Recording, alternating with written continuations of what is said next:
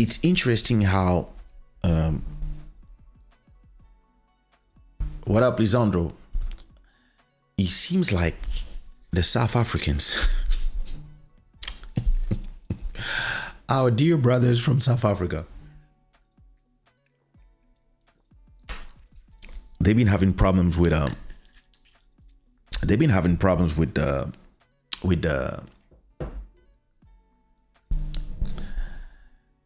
Nigerians a bit. First of all was the story of that girl, the Miss in the Miss South Africa. There was this girl who actually, her parents are from Mozambique and Nigeria, and then she was born in South Africa, so she feels South Africa, but like nationality problem, etc., etc. Listen, and now she just won Miss Universe Nigeria. All right, listen, beautiful girl, by the way. But apparently, I don't even remember how this whole story began. But apparently, somebody from South Africa wanted to do a prank. I'm not sure if it was on retaliation for something or what was the reason. But they wanted to do pranks on Nigerians. So let me look at the map of the world. Maps. Let me see. Let me see. South Africa. I'm trying to understand in the geography.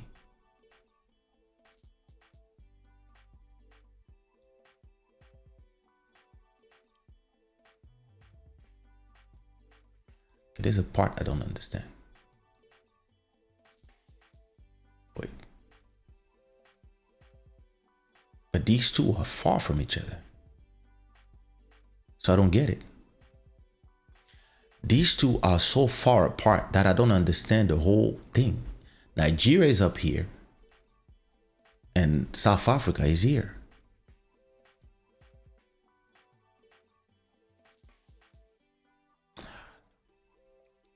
So apparently in Africa, I mean, anywhere in the world, you can call a bolt and send it to another location in Africa, which should make no sense because the application knows where you are.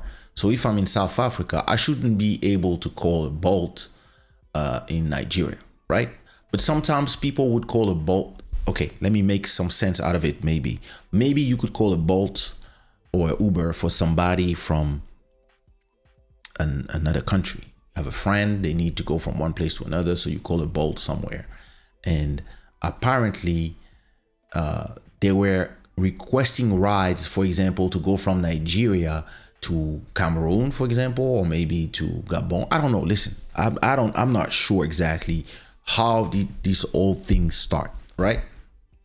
But they were pranking Bolt drivers from Nigeria by just calling a Bolt in Nigeria, but from South Africa, just to piss them off, right?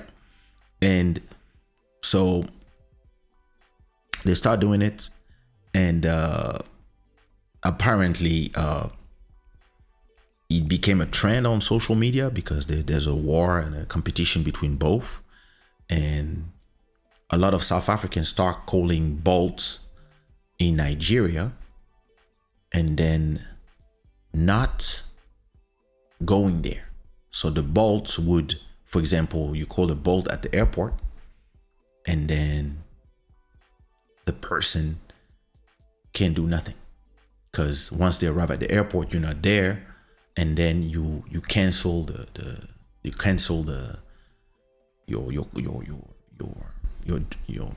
your ride. And because you do this, the Bolt loses money because it costs them, gas, right? A lot of people, yeah, they have to pay the gas. So just coming to get you, they actually use gas. So apparently, I don't know, it started, and all of a sudden, a lot of South Africans started pranking Bolt and Ubers, especially Bolts from South Africa in Nigeria, and they start just saying, yeah, I'm bored. Let me call a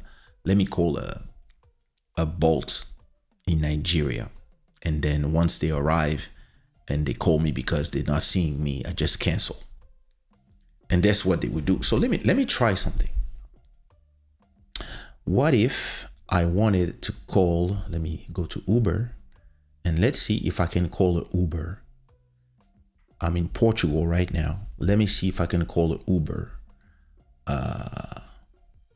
And let's say from my mother's house in Paris.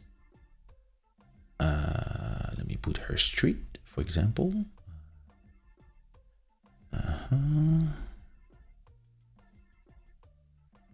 For example. And to go to, I don't know,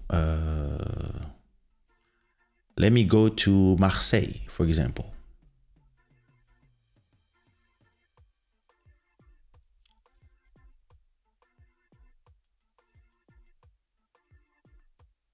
Oh shit, I can do it.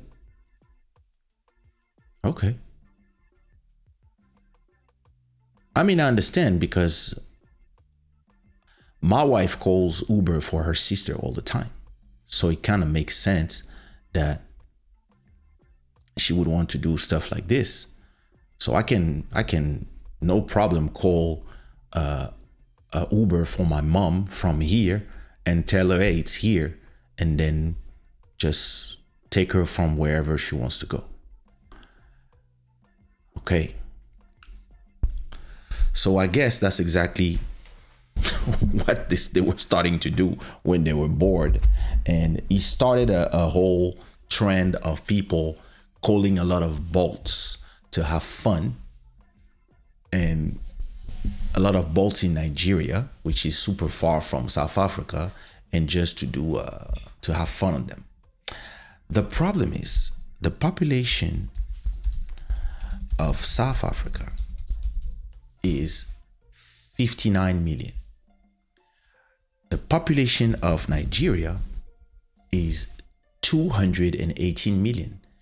And because a lot of the Bolts in Nigeria start complaining about the suffering they were receiving from the South Africans, the Nigerians decided to retaliate, and they started calling millions of Bolts in South Africa just to cancel. And it created it made the prices of, because you know these ride services, if there's too many people using, the prices go up. So the prices went up, and a lot of people were not able to get a driver because every driver was going to a ride somewhere. So it created a war between Nigeria and South Africa, which resulted in all of them losing money. I mean, Bolt Nigeria and Bolt South Africa losing a lot of money. These people. Bolt acts to halt Nigeria-South Africa taxi war. Online taxi firm Bolt has restricted inter-country requests between Nigeria and South Africa after the two countries' social media rivalry reached an all-time high, although with people booking and then canceling rides in the other nation as a prank. The drivers were pawns in this malicious game as they were sent on a wild goose chase to find passengers who weren't even in the same country. Munyaradzi Shinyama, a Zimbabwean Bolt driver based in Cape Town, told the BBC he received 3 ride requests before he realized they were not genuine. He said he wasted a lot of fuel, time, and money. Bolt told the BBC it had identified and blocked users participating in this cruel game. We understand the impact of this situation has had on our driver partners in Nigeria and South Africa. It said inter-country requests would still work between other countries. Wow. Mr. Shinyama told the BBC he has been inundated with insulting messages through the Bolt messaging feature that connects drivers with passengers. He said he was called various names, including Mandela's son. It's unclear how this Bolt war started, but social media users in sub-Saharan Africa's two biggest economies have a long history of trolling each other. There's a guy that says, when I'm bored, I request a Bolt in Nigeria. Akerede brothers are disrespecting us, one user said on X Tuesday. This seems to have set off a chain of events, and Nigerians swiftly retaliated. A disgruntled Nigerian driver based in Kano told the BBC he received an order for an airport trip from an international number, but then the person didn't show up. I tried calling him, but he didn't answer. Then they canceled the trip, he said. He said he was not the only victim. Many of his colleagues faced similar issues. Some social media users rallied behind the driver, saying they were just trying to make a living. Uber and Bolt driver are just trying to make ends meet. They aren't on Twitter trolling anyone. They are literally trying to earn an honest living. Please leave them alone. I'm talking to both sides. True. Another person said the both challenge is paining me because it's innocent and hardworking people on both sides that are suffering from the wickedness and thoughtlessness of other people. Really unfair. In Nigeria, fuel prices have rocketed in recent months. Many drivers would have wasted scarce fuel picking up non-existent customers. The Bolt war also reportedly caused price to surge in both countries, leaving many people stranded as they could not afford to pay for their rides. South Africans and Nigerians often lock horns on social media. They rode most recently over the Miss South Africa controversy, which saw a half Nigerian contestant step down following xenophobic abuse. The two African heavyweights also pitted their pop stars Tyler and Ira Star against one another in exchange insult over the national football teams. Lord. A bunch of idiots from both sides. That's all I can tell you. But yeah, it's sad for, the people who are working hard and trying to make a living, and you have people who just, it's sad. What am I gonna do? That's crazy. Crazy.